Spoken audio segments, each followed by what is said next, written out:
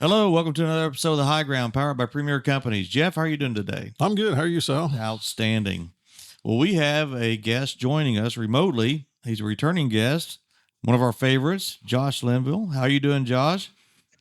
With I'm doing good. Just got a few days until Christmas Eve when I start shopping for my wife. Absolutely. You do not want to get started too early. We'll pull your man card. I was going to say, absolutely. Yeah. She knows. Yeah. All the best sales are at Tractor Supply on Christmas Eve day. That's what she's always wanted. Well, before we get started, Josh, it is time for the question of the day. And I got a feeling you'll like this one. What vehicle or machinery, motorcycle have you had that you wish you had back? So think back, like, did you have something that one of those things that, boy, I wish I had that back today? Can I have two? Sure you can. So the first one I'd have to have, and it's a 1980 Honda Prelude.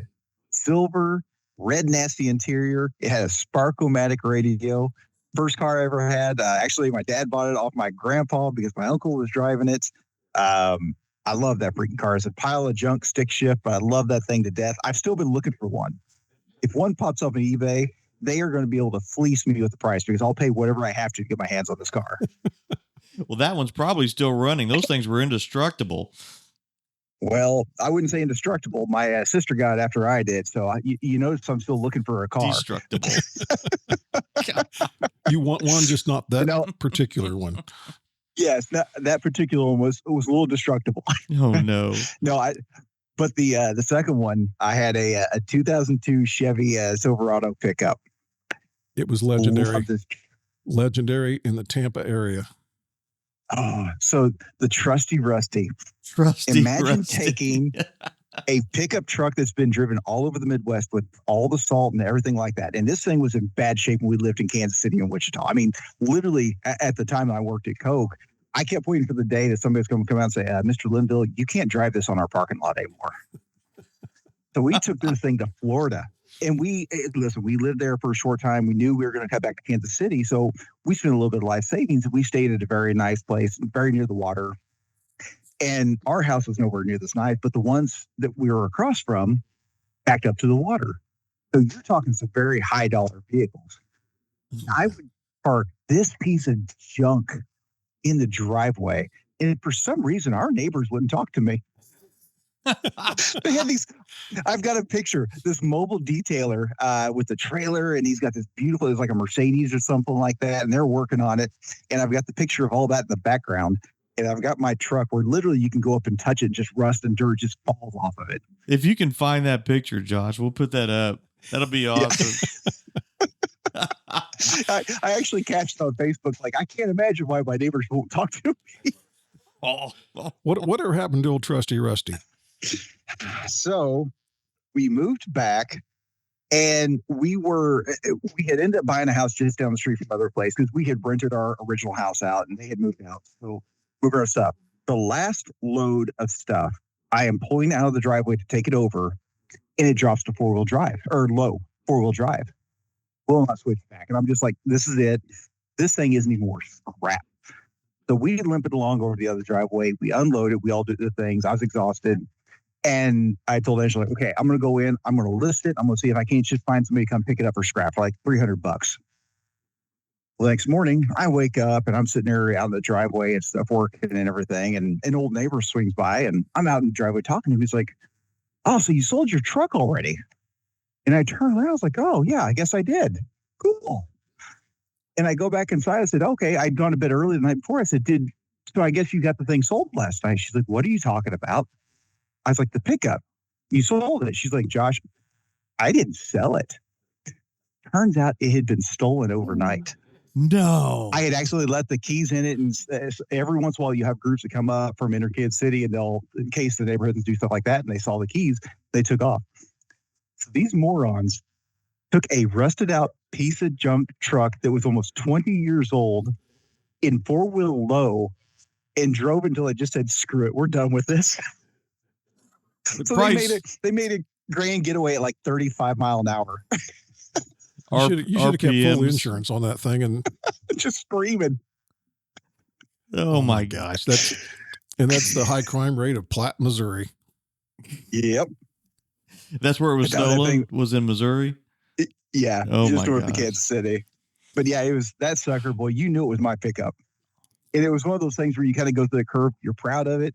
Ooh, it's deteriorating. It doesn't look good. And it hits that point where it's like, man, this thing is so crappy. I never like it. And I like it more. And now all of a sudden it's a status symbol. I still got this junk truck. Badge of courage. Driving down the highway with that. Josh would park that thing in the parking garage when we worked together. And, it's, everybody's got the, the Audis and the Beamers and stuff. And then here comes Josh and Trusty Rusty. It was awesome. Everybody remembers Trusty Rusty. They don't remember the BMWs that everybody else had. And it was awesome. You can take the kid out of the country. That's right. That's right. I bet people got out of your way in the parking garage though, driving that. Oh yeah. You hit one of the Beamers. Oh, that'll buff right out. It'll be fine. I'm good if you're good. Yeah. I'm perfectly okay. It'll go well with the other bumps and dings in it. That's good. That's good. Jeff, top Trusty Rusty. I don't know if you can do that. I can't do that. I did see you put motorcycle on the list. I did. So when I was a kid, I had a Honda Trail 70, and I wish I had that thing back. That would be really cool. How old were you? I think I was probably, 9 or 10 years old when I got that, and just ran the wheels off of it, and jump stuff. Got hauled to the emergency room a couple times. That kind of stuff. No helmet, of course. But when my kids were little, I started looking in to see if you could find one of those old Trail 70s, and it's like, I probably bought it for $300. Yeah. They're like $2,000 plus now. They're like a collector's item. No the way. Old Honda Trail 70. Yeah. Huh. Yeah. Wish I had it back, but I don't. It's funny you say that. I had this wasn't on my list, but it's a Honda 100, and I went everywhere on that motorcycle. As soon as mom and dad were gone, I was gone. I was up the road running to Campbellsburg, and county sheriffs would stop and chew you out until you get home. And yep, good times. I was fifth or sixth grade, and off I'd go. That's right. Yep. I think mine would have been, I had a Jeep CJ 5 when I was in high school and joined the Marines, and my buddy ended up with a Jeep, and that was it. Of course, I was traveling after that, but if I could roll back the clock, I'd have that old Jeep back. I'd have to had the distributor cap. Every time it rained, I'd have to have paper towels in the Jeep, and I'd have to dry out the inside of the distributor cap. And it would die, and I'd be like, no problem. I'd go get my paper towels and dry it out, put it back on, and off I'd go again. I don't know if kids can work on vehicles today like we used to have to. I don't think they could. No. Yeah. I had one that it would always die. You'd have to push start it. The battery was always You'd park dead. it on a hill. Yeah. Have a couple buddies with you. Yeah, that kind of stuff. So the good old days. You need a laptop to do anything to it. You can do it if you needed to. Well, Jeff, I'm going to let you and Josh talk about fertilizer markets. And you just got anhydrous pricing, I think, or anhydrous prepay for spring came out yesterday, and so we're frantically trying to get some prices out to the countryside. It's the middle of December. We'll try to get this podcast released pretty early so we can get some fertilizer information out to our viewers. But Josh, you want to give us an update? We mentioned anhydrous. Let's just start with the nitrogen market and what you're seeing there. Yeah, so the focus, obviously, like you're saying, is on anhydrous. But for me, anhydrous is almost a reactionary situation to the urea market. Because, again, when you look globally, what's the most traded nitrogen product that's out there? Urea. Yeah. Urea. So that sets the tone. I would consider that to be the most commodity-like nitrogen product that's in the world.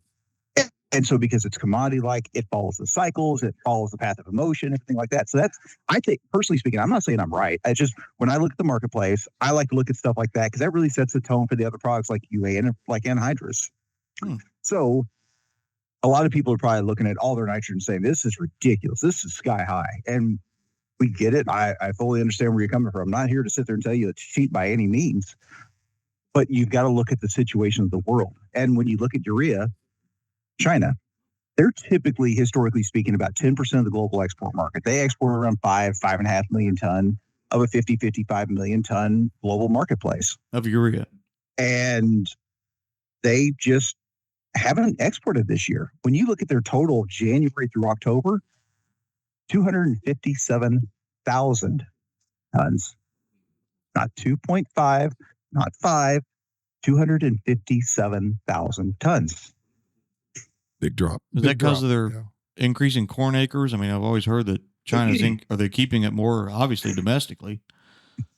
So what we continue to see is that their production rates have remained high, which lends the question of like, where in the world is this stuff going? If their production rates are up here, presuming you trust those numbers, it's China. Take it with the, but let's assume that that's correct. And they are still producing the tons. Or where are they going with it? And we don't truly know, right? It's China. It's very hard to get true stories out of there. But the story I have adhered to the most, because I think it checks a lot of the boxes, is that they're using more. And what have we seen out of the Chinese central government, Chinese communist government? We want to be self-sufficient. We don't want to buy these grains from Western countries. We don't like those guys. We don't want to support them. We want to do them ourselves. And let's make sure we remember, we're listening to this in the middle of some of the best farm ground in the world, with some of the best technology for applying and fertilizers and things like that. So we can dial that sucker down to a pound per acre, right? In China, what do you see pictures of? A farmer with a bag and he's throwing it out in the field. So if the government comes in as a communist country, comes in and says, you need to raise more bushels, you need to put more fertilizer on it. Okay, give me a couple more bags. I'll toss it out in the field.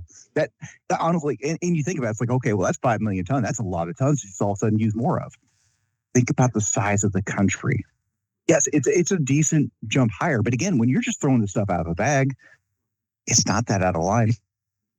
What if they get too much on? Are they worried about their environmental laws? There's the talking points and the actuality. It just never comes up. Yeah. And the U.S. farmer, sometimes I think they get sick of hearing, oh, it's a global market. It's a global market. But it truly is. And that's, trying to get that message across to them. Do you have a good way to talk about the message of how that global market impacts them? Yeah. A lot of people sit there and say, and we've really seen this recently as the Trump administration comes in, they're talking about tariffs and all this other stuff. And people are like, we don't care. We'll just use our own. We don't have enough. When you look at this year, we think that we need to import about 5.2 million tons of urea to meet our demand in the spring. We do not have enough nitrogen production based in North America to meet our demand. About half of our imports of urea comes from the Middle East. Why do I spend so much time waking up every single morning and checking the news sites to see if Israel and Iran have gotten into it, or Israel and anybody else around them have gotten into it? Because half our tons come from that part of the world. And if all of a sudden they start to shut down, we're going to be battling with everybody else in the world trying to get fewer tons. This is one of the things that Josh brought to realization for me was because we talk about the war in Israel and stuff, and I'm sitting there thinking, well, hey, Israel, that's not a big nitrogen producing country. I don't know if they produce any, but there's this little thing called the Suez Canal, and it's about 100 miles from Israel. And if I'm a ship owner, I really don't want to get my ship real close to a war zone, because there's these guys out there that just lob a little mortar and blow your ship out of the water. So that adds cost and sailing time. And can you speak to that? Yeah, it's we actually saw that. If you remember months ago, there's actually a vessel that was hit by a missile as it traveled through the Red Sea. Guess what that vessel had on it? Urea. That's fertilizer. Yeah. Yeah. Wow. Coming from Saudi Arabia, right? That thing now sits at the bottom of that ocean. And yeah, to your point, if you're a ship owner, am I going to put my multi-million-dollar asset through a war zone? Am I going to put my crew in danger? Am I going to pay the increased insurance rates? Not when you have an alternative where you can just sit around the south of Africa. Sure, it's more time. Sure, it's more freight. I'll just pass it on to the customer. I don't care. Sure. Now, the problem is, as bad as that is, there's an alternate. You start talking about the Persian Gulf. You start talking about Iran. You remember back during the Gulf War how the world was talking about, oil shipments and how Iraq was going to be able to impede the shipments and attack ships and all this other kind of stuff. Go look at a map and go see how little shore Iraq actually has on the Persian Gulf. Iran's And got a then big look at one. Iran. Iran's got a big one. Oh my gosh. All these countries that we never think about. Mm-hmm. Yeah, that's pretty interesting. And then just take all those Arab Gulf countries. That's probably what, half of the urea market in the world, or the exports that feed half of our exports coming out of that region right there. It's very critical to the American corn producer. Yeah, it's about 52% of the global export market. And just to your point, 1 out of every 2 tons of urea that is exported around the world comes from North Africa, Middle East. So yeah, it's unfortunately we are dependent on imports to meet our nitrogen demand, and we will continue to be for a while. Because you look at the Canadian government, they have not been exactly jumping up and down for producing more fertilizer using old technology. Same thing here in the States. And even if we did, you're still talking multi-years before those things churn out the first ton.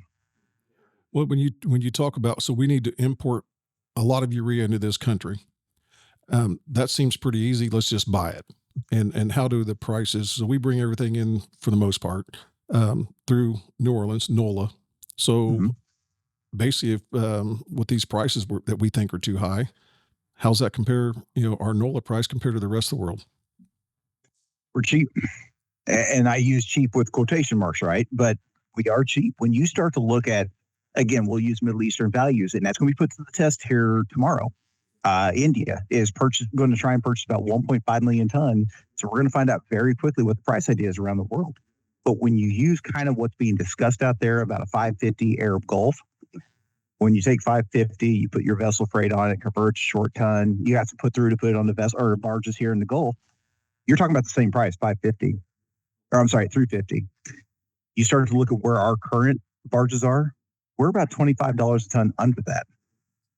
Now, one of the things people will sit there and say, well, if we're such a discount, why are we bringing anything in? We're importing stuff. We're fine. And that's right. But there are a lot of contractual tons that come to the States, regardless of what the price difference is. They want that outflow. They want to know where those tons are going. They're willing to sell it at a discount to know I've got this many tons going in January. I've got this many tons in February. I got this many tons August, September, October, all the way through the year. But there are additional tons over the top of those that we need to call on. So as we start getting to January, February, and this is kind of a little bit of my fear, is that if we continue to see first half of the fertilizer year, we've not imported much of anything versus what we need. Now we need to start calling on those tons. Well, how do you do that? Raise the price. You either got to get level money or higher money than the rest of the world to really incentivize that flow to start.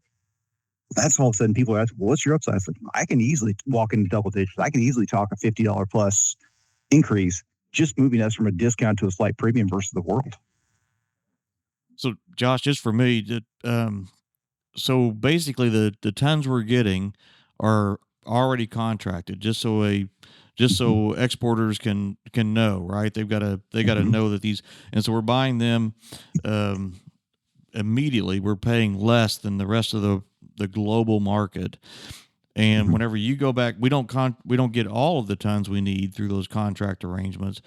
And whenever you all and others go back in to buy the remaining, what we know we're going to need as we get better numbers and better an idea of how many acres we're going to have, those will be at the global market rate. And as demand continues to increase around the globe, it's probably going to keep pace or maybe outpace production. So this is the way our world is anyway now, right? I mean, it's nothing to change that. Yeah. Now you can talk a storyline like, well, what if China all of a sudden starts exporting heavily back to normal levels? I'm not going to say it's not possible. It doesn't look feasible, but something we do need to consider. Anytime you think you know what they're going to do, it'll be the exact opposite. So we keep that in the back of our mind. We talked about the lack of exports there. We didn't talk about Europe. Europe is still struggling with really high natural gas prices. Their cheapest gas supply came from Russia. Well, they got into it regarding Ukraine. Those flows stopped. Somebody blew up the Nord Stream pipeline. They're paying double-digit natural gas values. That does not work for their nitrogen production. So that's about probably about 3 million ton of production that's offline that they have to go buy from the rest of the world. I mean, very quickly, you're talking about 8 million ton of supply that's missing from the global market that would normally be there. And that's the thing. We're continuing to just wait and wait and wait. And right now we feel okay. It's 2024. Spring seems like it's a lifetime. We got all the winter ahead of us. Mark my words, January 2nd, the market will come back. They're going to look at the calendar and they're going to say, holy crap, it's 2025. Middle of March is 2.5 months away. It takes 30 days to get a vessel of urea from the Middle East to the U.S. shores. It takes another 30 days to get that product into a retailer's warehouse and ready for the farmer. If I buy a ton right now, we're talking early March. Yeah, that's 60 days total, and that's if everything works right. That's if we don't have to send ships around the Horn of Africa. I mean, it's that's if everything is working like a well-oiled machine, and we know that stuff happens and those dates slip, and so it's we used to talk about by the middle of February, if you're buying something, it better be on its way. So it's a real situation that we're in, and I think one of the things, and this is a credit to all the ag retailers out there and all the distribution companies. We've never really run the American farmer short on anything. We've had some scares. We've seen some tightness. We've seen some products go up, but we've never not been able to get it. And there's things that we do behind the scenes sometimes that don't make financial sense, but we make sure that the farmer never sees us run out. And that's the one thing we talk about every spring. And we're worried about that day when it comes and it says, hey, we're out. We're waiting on this vessel to arrive. Well, and I've probably said this on past episodes with you guys. The distribution system, it's like a duck swimming across the water. And to the most part, the farmer is looking from above the water. And what do you see when you see a duck, move from one point to another? Just glides. Effortlessly. Barely awake. You barely see, my gosh, he's not even doing anything. You dip your head underneath the water and that duck is kicking like hell trying to get over there. And that's what the market is always to me. Because to your point, we've never had real outages. Yeah, we've had periods where maybe you got to wait a little bit and maybe you see prices move up if the retailer doesn't eat that. But underneath the surface, all of these things are happening, trying to make that work. And you think about, to your point, Jeff, the global vessel shipment situation. What if it has to go south? Well, that's another, week and a half, 2 weeks. Yeah. What if the river situation pops up again? We've been dealing with low water, high water, all this stuff. We're in a decent spot right now, but you're never that far away from that being a story again. So I never say this saying, oh my gosh, we're in trouble. Oh, you better go buy every single ton. This isn't a scare tactic. And in fact, when you think about it, the first half of the fertilizer year, the July through December, it's not a big import period for us. But as we start moving into January, February, March, we got to get off the pot. It's time to move. We got to get stuff moving. And that's where we start to talk about, hey, we get into Q1, the calendar says 25. It's a mental shift. And there's these mental shifts throughout the marketplace. Spring runs, honestly, until July 4th. You come back July 5th, it's summertime. Harvest gets done, it's fall season. January 1st, we got to get ready for spring. I mean, there's these weird little shifts where it's coming, but there's still some mentally that when you pass that point, it just fundamentally changes the way you look at the market. At least it does for me. No, I would agree with that. That's, people ask me sometimes, what do you do buying fertilizer? I say, I'm always looking 6 months out. It's just when we're in the middle of busy season, that's great. That to me, that deal's done. We're moving on to the next season. So it's, you always got to be looking ahead. So we talked about urea and stuff. Let's switch over to UAN. We had some summer fill values came out. Corn prices were down. It just didn't feel good to us. It's like, boy, that's a little higher than what we thought it should have came out at. And a lot of people sat on the sidelines. What's that market look like today? Unfortunately, snug like urea is. And again, let's look at it from a global perspective. Now, UAN is one, when we look at it, it is you could almost consider it a specialty market when you consider it against the size of things like anhydrous and urea. It's a small market with very few destinations around the world. And why is it not used as much? You've got to be a very technological, advanced agricultural market to use it. It's easy to move dry. You put it in some bags, you throw it on a cart, your freaking mule can carry it to your farm. Liquid is hard. Jugs and tanks and stuff like this. And then the equipment to put it on. Again, why do we see pictures of people throwing the urea out by hand? because you can do it. Do you see people dipping their hand in a bucket of UAN and flicking it on a corn plant? No. So it's just one of those. It's not that many destinations around the world. So when we have production hiccups, it's felt more. And we've seen some production hiccups from, Trinidad, right? They've had some natural gas tightness situations. European production, 75% of normal because of the high natural gas costs. That's about 2 million tons in the global marketplace. Here in North America, we've not had a major production outage. But when you go around and you see all these minor ones and you start to add up the numbers, it's a few 100,000 ton of production that isn't there anymore. And we can't make that up. So you've got a little bit of a tight supply situation going on with UAN. It's nothing crazy. Again, we're not saying, you're not going to get it. You better rush and buy it right now. But it has made the S&D snug. And we have to worry a little bit about what's going to happen here in later January when Trump takes office. One of our biggest import flows of UAN is coming from Russia. Now, the hope is that Trump and Putin seem to have a respectable relationship, that they can find common ground. Maybe this war situation will go away and everything will get back to normal. What if it doesn't? What if egos start playing out there? And Trump likes tariffs. And he could just sit there and say, okay, fine. You're not going to get out of Ukraine. You're not going to find common ground. You're not going to find peace. 25% duty against you. Well, guess what? North American manufacturer has now removed one of the biggest competitors that we have for North America. That's it's a scary reality that we've got to deal with. One thing I'm jumping gears a little bit. You talk about duties, and we've seen what duties have done in our phosphate market.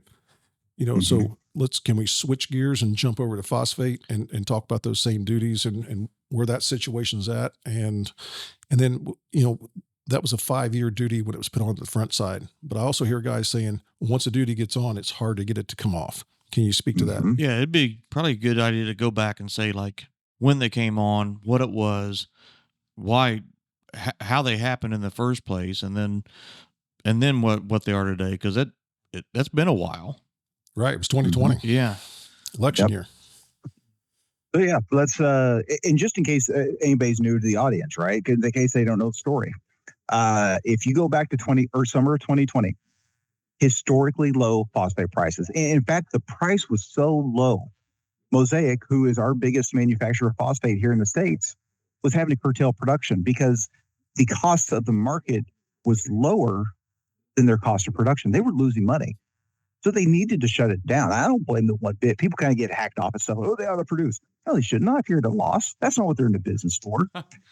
And when they looked at some of these big importers who were taking that market share, it was a bit of an unfair market. When you look at Morocco, their environmental standards are not the same as what Mosaic has to be held up to. And when you look at some of the Russian produced tons, there's different markets in Russia. We'll leave it at that. I don't want to get a hit on them or something. So, but it was a bit of an unfair market. So what Mosaic did is just sat there and said, we're not going to survive as this is. We need some protection if we're going to be held to this higher standard. So they went to the government for countervailing duties to be placed against Moroccan and Russian imports. And they won that case. And those duties remain in place today, even after all the challenges and the relooks at it and reviews and everything else. These are still in place. And those are in addition to Trump having put duties on Chinese phosphate imports. So again, the phosphate market, it's a big global market, right? But when you break it down, the top 5 countries in the world that export control about 85, 90% of the global production and exports. Well, that list comprises of Russia, dutied. Morocco, dutied. China, dutied. U.S., well, that's us. And the 5th one is Saudi Arabia. And there was in the past a partnership between Mosaic and Mon, the Saudi Arabia facility that produces phosphate. So suddenly we've cut out 3 of the 5 biggest producers in the world, and we're one of the 5. Yeah, that's been a tough pill to swallow. What are those duty rates today? I know we were coming into fall. They had a kind of an update hearing. I think Mosaic came to the table and said, "Hey, we're good. We're not asking for anything else." But the duties went up anyway. Can you speak to that at all? I believe Morocco's is around 15%. It's like 14.78 or something small like that. But let's just call it 15 for nice round numbers. Russia ranges anywhere from like 18 to well over 20%, depending on which company it is. And I believe the Chinese duties are sitting at 25% still. And here's the problem. A politician will look at duties and tariffs and things like this and think, we are really going to stick it to them. And if it's an oversupplied market where they have to have our demand to move their product, that is absolutely right. They will be the one that pays it. They will have to be the one that has to lower their FOB price in order to compete in our market. Phosphate globally is not oversupplied. Again, we need to talk about China. China, historically speaking, is the world's largest supplier of DAP-MAP. 2021, they exported about 10 million tons. This year through October, 5.7. So it's looking like they're going to draw down those exports before they ramp back up again. In fact, there's a little bit of fear on our side. They had committed about 1 million tons of sales to Ethiopia for Q1 ship. We're not sure if they're going to honor it right now. Oh my! So then those tons will be Then they'll be looking for those. Oh my gosh! Lots of ripple effects. Here's the thing.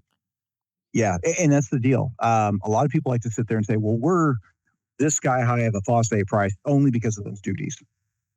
Unfortunately, and I don't like saying this, I don't like going into it and saying that's the wrong way of looking at it. But when you look at our FOB price, and again, I'm using NOLA DAP, and you look at the other two biggest buyers in the world, who is India and Brazil, we are the exact same FOB price. We are not a massive premium to the world. We are actually right in line with where we ought to be as far as an importing country is. But to attract more tons to this country, we have to be higher. Yeah. And it does bring in the question when it comes to phosphate. Where are you going to find those excess tons from? You have access to Saudi Arabia material, but boy, that list falls off really, really fast. I mean, when you start going beyond that, you start talking about places like Australia, but they only export a few 100,000 tons, and Jordan, and these different small countries. You have to go to a lot of small exporters around the world to try and build somewhat of a decent number. And again, you're trying to do that in a very short window. There's still a lot of the Midwest that's running applications right now. We ended the fall fairly empty. About 2.5, 3 months before we ramp this sucker back up again. True. That is true. It's coming quick. Yeah. So Josh, you know, as a buyer for an ag retailer today, if I guess as you look around the different products of all the NPKs, what keeps you up at night? You know, what where would Josh Linville be spending most of his time right now trying to shore up and make sure he had covered? And I think we talked about from an ag retail standpoint, but that's gonna roll down to the farmer where he needs to look at his prepaid dollars. Easily nitrogen, because it's a product we have to have, right? You can have the case of like, hey, if we've kept our phosphate soil levels high enough, you could probably skip a year, reduce a year, and we'll be okay. There's going to be some residual there. There's going to be the same thing for potash. But nitrogen, we have to have it. There's a direct correlation. If you reduce nitrogen here, you'll go down by X. And there are some situations out there. Look, I don't like counting on these sensational, the Middle East is going to erupt, or Russian tons are going to cease to exist, or any of these kind of things. Just it's such a low probability situation. And you think about what the impact is. It's enormous. It's huge. It's massive. So nitrogen, just because of the need of it, there is no skipping nitrogen. You better put that on the field, or you got to have a conversation of what's my expectation come, September, October. That's true. That's true. One thing we haven't talked about is potash. Potash seems to be probably one of the more stable products. Prices have come down over the last couple of years, and it seems to be kind of leveling off and just trading in a very narrow range. What's the outlook on the potash side of things? Our view is it stays steady with a slight bearish tint to it. I see potash being very well supplied, and there's more production coming online. There's new plant coming online in Canada here in the coming years. You still got Belarus, who was landlocked and got shut off from the world when they allowed Russia to use their ground to invade Kiev from the north. They're rebuilding and getting new supply routes out to the rest of the world, so they're returning. Russia's supposed to be ramping up production. China's been investing very heavily in Laos. They want to obviously get production from nearby. Not only does it lower their dependence on Western countries, but it also increases their sphere of influence around them. So we continue to see potash being very well supplied. And I think there's a conversation of, is it oversupplied in the next 2 to 3 years? I don't see demand keeping up with the amount of production coming. Yeah. So what that means is it should keep a lid on price ideas. I know there has been some recent discussions, articles about manufacturers saying, well, we think this, and this. I just don't see it. Listen, they're doing their job. I don't blame them. I just kind of disagree with some of the fundamentals they're looking at. I think Belarus came out and said that they needed to cut production. But at the same time, I felt like Belarus was saying, I think you guys need to cut production. We'll stay where we're at. Yeah. Everybody needs to cut production. You notice everybody stayed really quiet after that statement. Everybody's like, yeah, you do what you got to do. We're going to keep churning this out. We're fine. Yeah, those communist countries are all about communism until they're selling something. Then they got to figure it out. That's the only thing that I would say spooks me from a short-term situation is, again, the Trump threats of tariffs against Canada.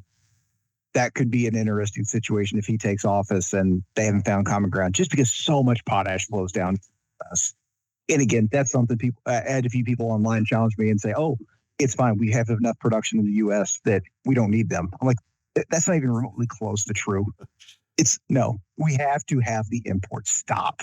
I thought Canada was going to be our 51st state. Oh, gosh. Yeah. And we'll get this episode flagged. We always talk about the blue walls and the red walls. Are they going to be the white wall? Yeah. We're going to get flagged just for having Josh on anyway. That's a good time. No, it's all good. Another question I've gotten from some growers, and they hear things. They read stuff on the internet. They follow you on X, and which is, everybody needs to get on X and follow Josh and get his insight. But we see some of these higher prices and stuff, but then they hear that, hey, a U.S. company is exporting urea, they're exporting UAN, they're exporting phosphates. Well, how can we have high prices? Don't they have to keep that here for us in the U.S.? Not even a little bit. And that's the problem. And this is really prevalent when you think about UAN. And actually nitrogen in general. Europe, like we said, their production rates are about 75% normal because they've lost that gas flow from Russia. Their cost of production is just simply too high for that 25% that's offline right now. That has been a boon for U.S. manufacturers of nitrogen, because all of a sudden they can sit there and say, well, here's my price to you guys in North America. Well, that's too high. Okay, fine. I'll export it. Phosphate, we have import duties. There's not a single export duty that I know of. There's nothing stopping them from exporting. Now, I'm not saying that to try and attack them, because when you do look at the exports, I remove Mexico, I remove Canada. Those aren't considered exports in my book. Or North America, we're one big happy family. Happy family. But the export flow has really, really subsided since these import duties have put in place. So, but the ability is still there. If we were to start getting a little heavier supply, they can export. So that's the problem with these things is, and I really say this on phosphate, I understand why the import duties were put in place. I disagree with them in today's market because it's just fundamentally different from what it was. But I just wish when they looked at stuff like this, where it's a commodity like a phosphate, if they're going to put in an import duty, I wish they'd do the same thing for an export duty. And sit there and say, listen, this will not include Canada, this will not include Mexico, but anything outside of those two countries are not allowed to go to the rest of the world. You keep product home. That's logical thinking. That doesn't work in BC. We know this. Yeah. What are you thinking? So we heard it here. Josh says government programs need to be logical. So. All right. Well, thank you guys ran the gamut on the products. Yeah, I was going to say, is there anything else out there that you find interesting and we need to be watching or just being aware of? The biggest thing is, like you said, you try to talk to everybody. Keep your eyes on the world. It has so much more of an impact. It's not to say that obviously what happens here as we get closer to the spring, we will become more of an island. It will matter more about what we have in place because we simply ran out of time to get what we needed coming in, which is what we have is what we have.